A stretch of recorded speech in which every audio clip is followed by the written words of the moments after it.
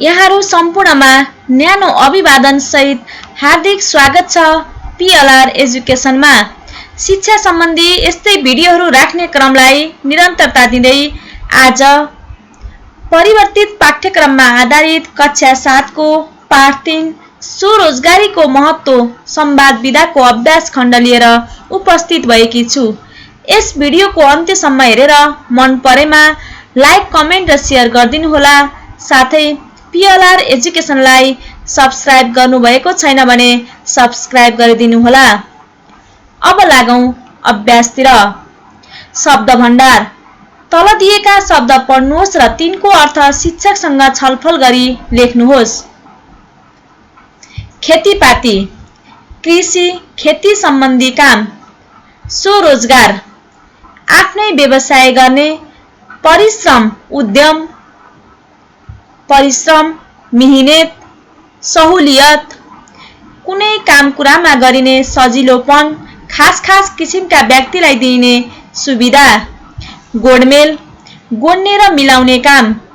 मलजल, मल र पानी दुवै। रोजगारी, काम धन्दा, व्यवसाय, पेशा। पुष्प व्यवसाय, फूलखेती, कृषि। खनजोत गर्नुपर्ने तथा बाली नाली लगाउनु पर्ने र तत्सम्बन्धी सबै काम, खेती किसानी। प्रश्न नम्बर 2, उपयुक्त अर्थसँग जोडा मिलाउनुहोस्। प्रतिफल, राम्रो वा नराम्रो परिणाम। व्यवसायी, व्यवसायमा लागेको। नर्सरी, बिरुवा हुर्काउने ठाउँ। आधुनिकीकरण, पुरानो रीतिरिवाज वा सभ्यतालाई आधुनिक बनाउने। वर्षेनी, हरेक वर्ष। गुन्द्री, परालबाट बनेको सुकुल जस्तो ओछ्याउने। सिकर्मी, काठको काम गर्ने कारिगर। प्रश्न नम्बर 3, स्वरोजगारीको महत्त्व पाठबाट 5 वटा पारिभाषिक प्राविधिक शब्द खोजी तिनलाई वाक्यमा प्रयोग गर्नुहोस्। पुञ्जी, दोर्जेले आफूसँग भएको पुञ्जी आफ्नै देशको माटोमा खन्याउने निर्णय गर्यो। कृषिजन्य, हाम्रो देश कृषि प्रधान भएर पनि कृषिजन्य वस्तुमा आत्मनिर्भर बन्न सकेका छैनौँ। अर्गानिक, आजकल मानिसले आफ्नै घरमा अर्गानिक तरकारी फलाउन थालेका छन्। नर्सरी, नर्सरीमा बिरुवा उत्पादन गरेर पनि आजभोलि राम्रो आम्दानी गर्न सकिन्छ। प्रशिक्षण, प्रशिक्षणबाट हामी धेरै कुराको ज्ञान लिन सक्छौँ। प्रश्न नम्बर 4, खाली ठाउँमा उपयुक्त शब्द लेख्नुहोस्। हामीले आफ्नो संस्कृतिको डट गर्नु हुँदैन। अवमूल्यन गर्नु हुँदैन। सडक निर्माण गर्दा डट रक्षा गर्नुपर्छ। पर्यावरण रक्षा गर्नुपर्छ। पौष्टिक आहारको कमीले डट हुन्छ। कुपोषण हुन्छ। चितौन डटमा गैंडा छन्। चितौन राष्ट्रिय निकुञ्जमा गैंडा छन्। नेपाल एक डट राष्ट्र हो, भूपरिवेष्टित राष्ट्र हो। बोध र अभिव्यक्ति। तल दिएका प्रश्नको मौखिक उत्तर दिनुहोस्। यस संवादमा दलबहादुर कति पटक बोलेका छन्? यस संवादमा दलबहादुर 17 पटक बोलेका छन्। दलबहादुर कुन पेशामा लागेका छन्? दलबहादुर कृषि पेशामा लागेका छन्। दोर्जे किन विदेश जान आँटेका हुन्? स्वदेशमा प्रगति हुँदैन भनेर कमाउनका लागि दोर्जे विदेश जान आँटेका हुन्।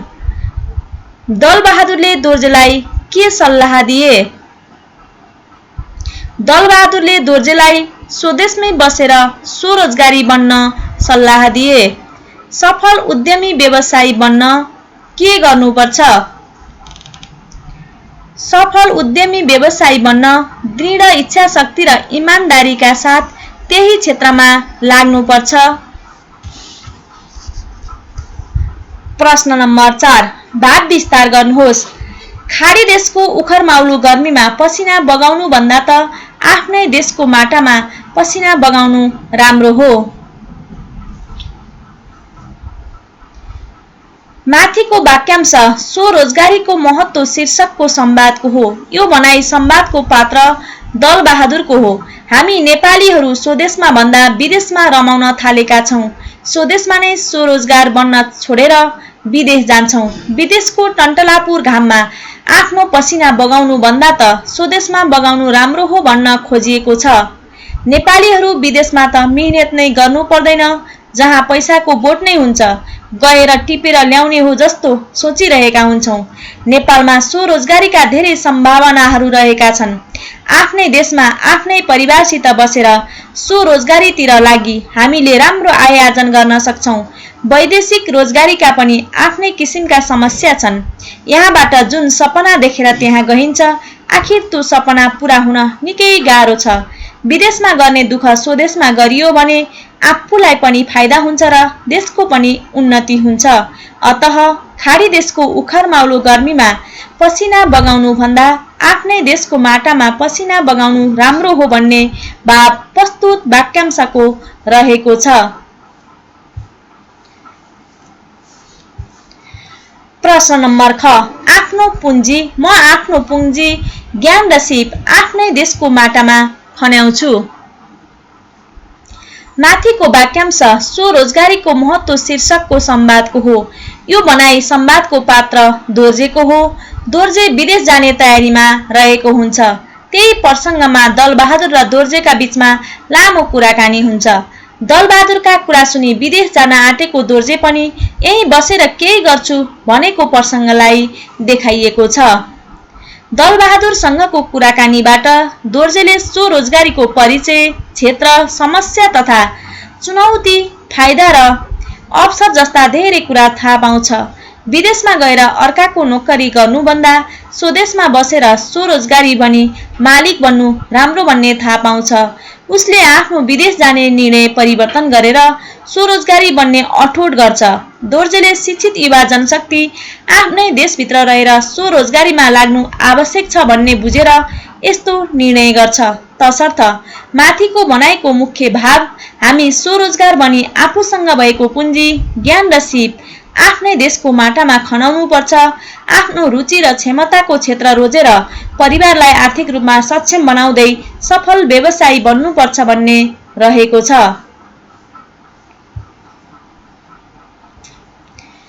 प्रश्न नम्बर 5, तल दिएका प्रश्नको संक्षिप्त उत्तर लेख्नुहोस्। स्वरोजगारीका क्षेत्र के छन्?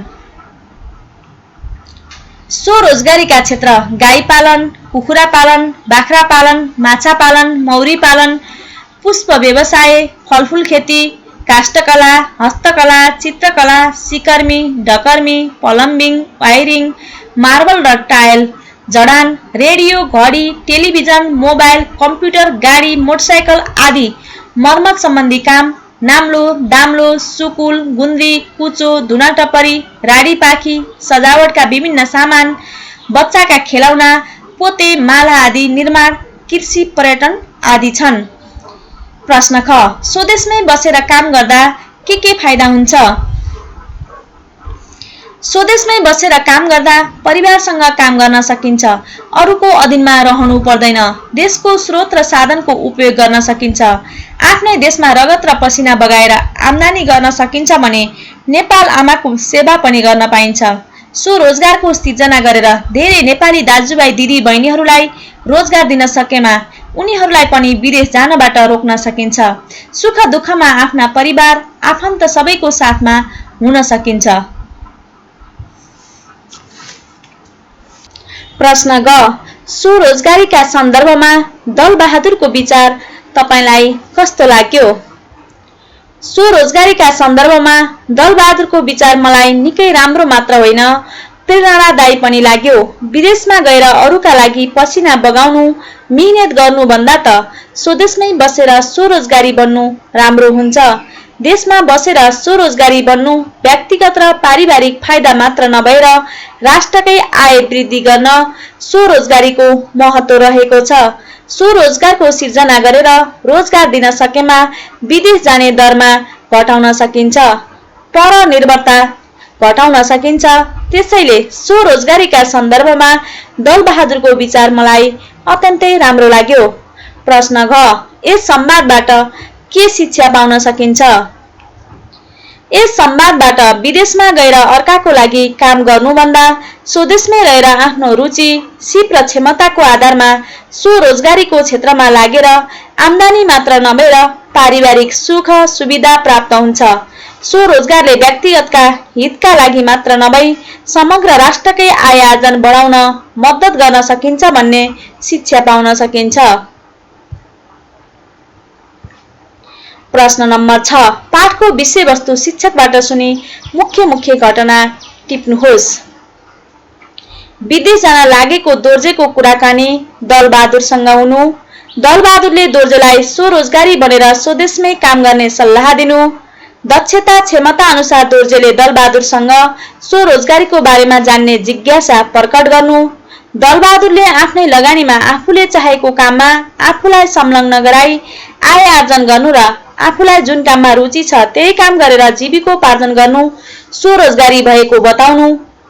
दोर्जेको स्वरोजगारीका क्षेत्रका सम्बन्धमा दलबहादुरले सिकर्मी, डकर्मी, प्लम्बिङ, वायरिङ, मार्बल र टाइल जडान, रेडियो, घडी, टेलिभिजन, मोबाइल, कम्प्युटर, गाडी, मोटरसाइकल आदि मर्मत सम्बन्धी काम, नाम्लो, दाम्लो, सुकुल, गुन्द्री, कुचो, धुनाटपरी, राडीपाखी, सजावटका विभिन्न सामान, बच्चाका खेलौना, पोते, माला आदि निर्माण, कृषि, पर्यटन आदि थुप्रै रहेको कुरा सुनाउनु। दलबहादुरले स्वरोजगारीका फाइदा र चुनौती दोर्जेलाई स्पष्ट पार्दै यस सम्बन्धी नीतिगत कुरा समेत स्पष्ट पार्नु। दलबहादुरको कुराबाट प्रभावित भएर दोर्जेले स्वरोजगारी बन्दै विदेश नजाने निर्णय लिनु। प्रश्न नम्बर 7। स्वरोजगारीको महत्त्व पाठको सारांश लेखी कक्षामा सुनाउनुहोस्। शीर्षक दोर्जेको निर्णय। विदेश जान लागेको दोर्जेको कुराकानी दलबहादुरसँग हुन्छ। दलबहादुरले दोर्जेलाई स्वरोजगारी बनेर स्वदेशमै काम गर्ने सल्लाह दिन्छ। स्वरोजगारको कुरा उठाएपछि दोर्जेले दलबहादुरसँग स्वरोजगारीको बारेमा जान्ने जिज्ञासा प्रकट गर्दछ।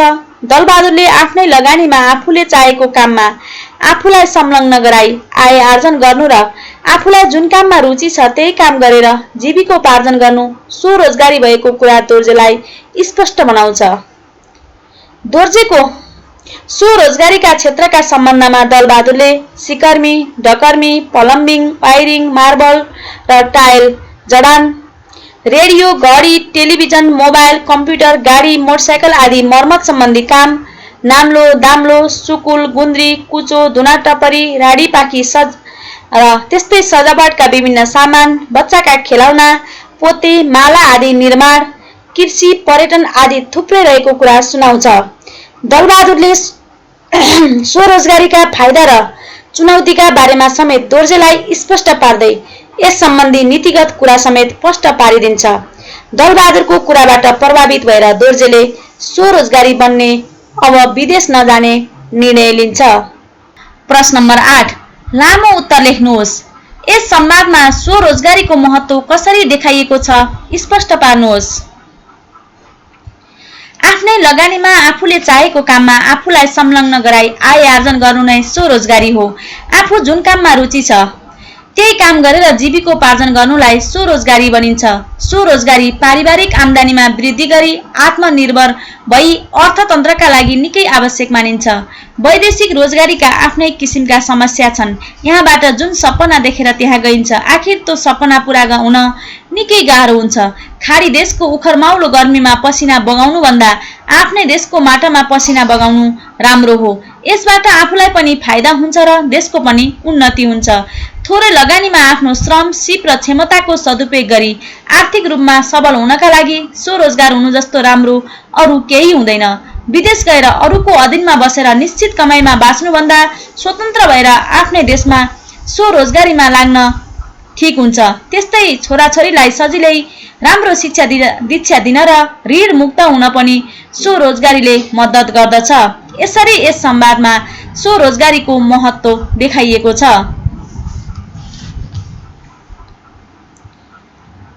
प्रश्न ख।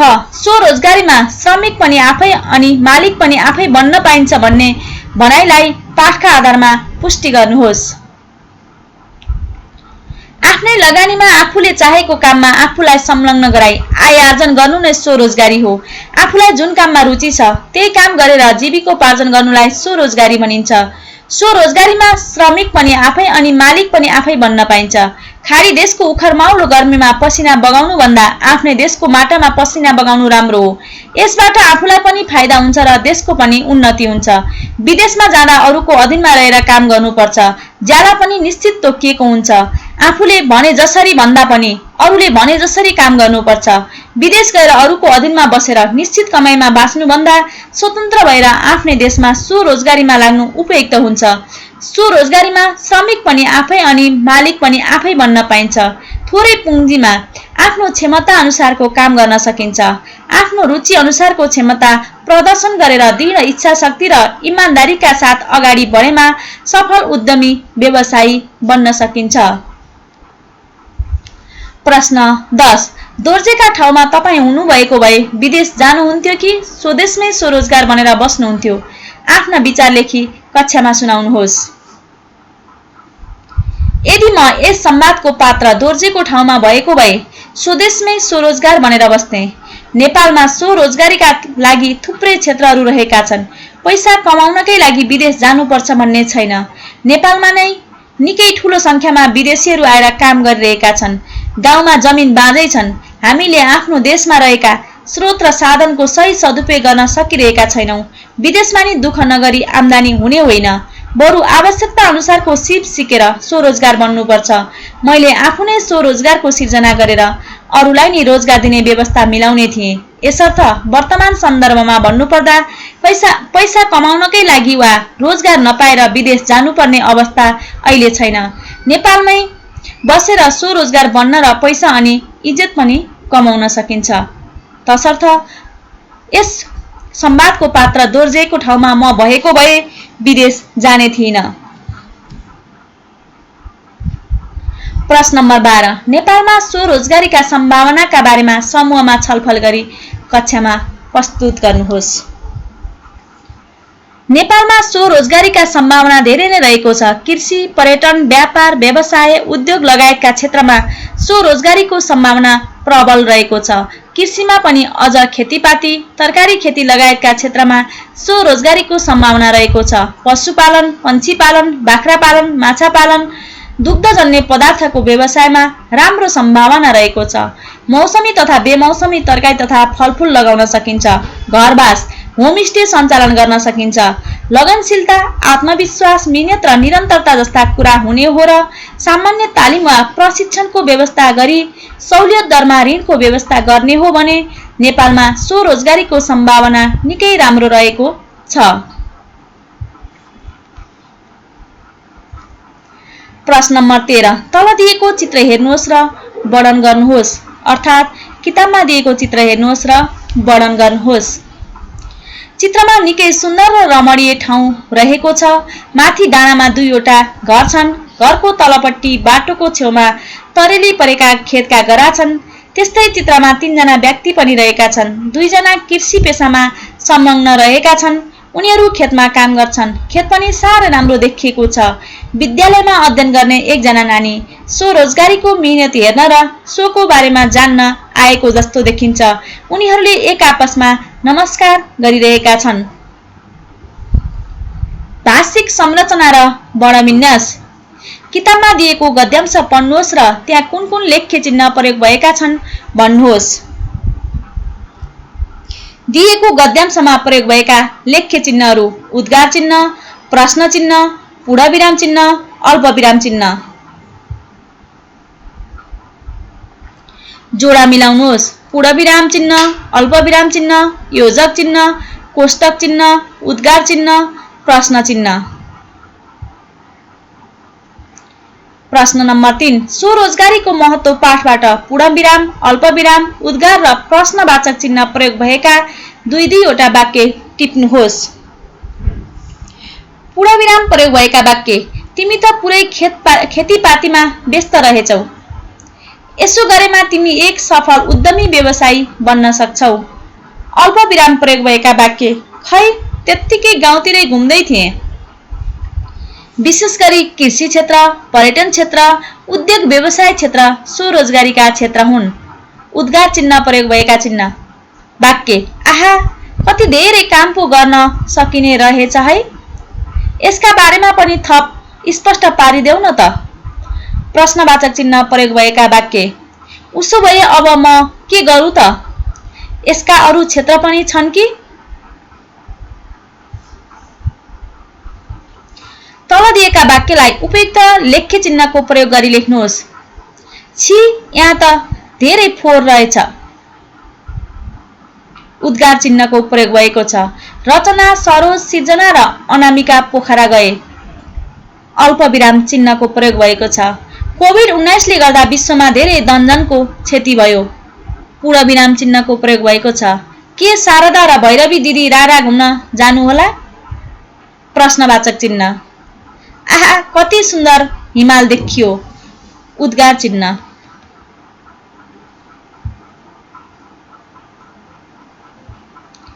पाठबाट सुरुमा ह्रस्व उकार लागेका, बीचमा ह्रस्व उकार लागेका, अन्तिममा ह्रस्व उकार लागेका तीनवटा शब्द टिपी वाक्यमा प्रयोग गर्नुहोस्। रुचि आफूलाई जुन कामको रुचि छ त्यही काम गर्नुपर्छ। पुँजी दोर्जेले आफ्नो पुँजी, ज्ञान र सिप आफ्नै देशमा लगाउने निर्णय गर्यो।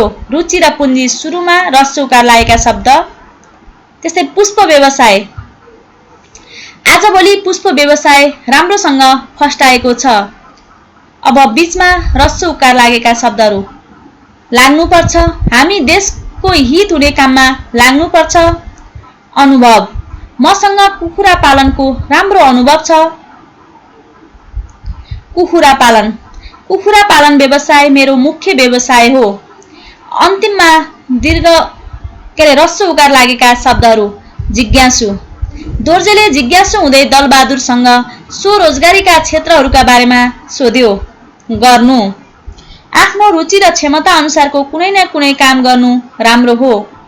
लाग्नु आफ्नै देशमा बसेर स्वरोजगारमा लाग्नु उचित हो। यति बेलासम्म यस भिडियो हेरेर साथ दिनुभएकोमा तपाईहरुलाई धेरै धेरै धन्यवाद। यस भिडियोलाई लाइक, कमेन्ट र शेयर गरिदिनुहोला। साथै PLR एजुकेसनलाई सब्स्क्राइब गर्नुभएको छैन भने सब्स्क्राइब गरिदिनुहोला र नजिकै रहेको बेल आइकनमा क्लिक गरी अलमा क्लिक गरिदिनुहोला। धन्यवाद।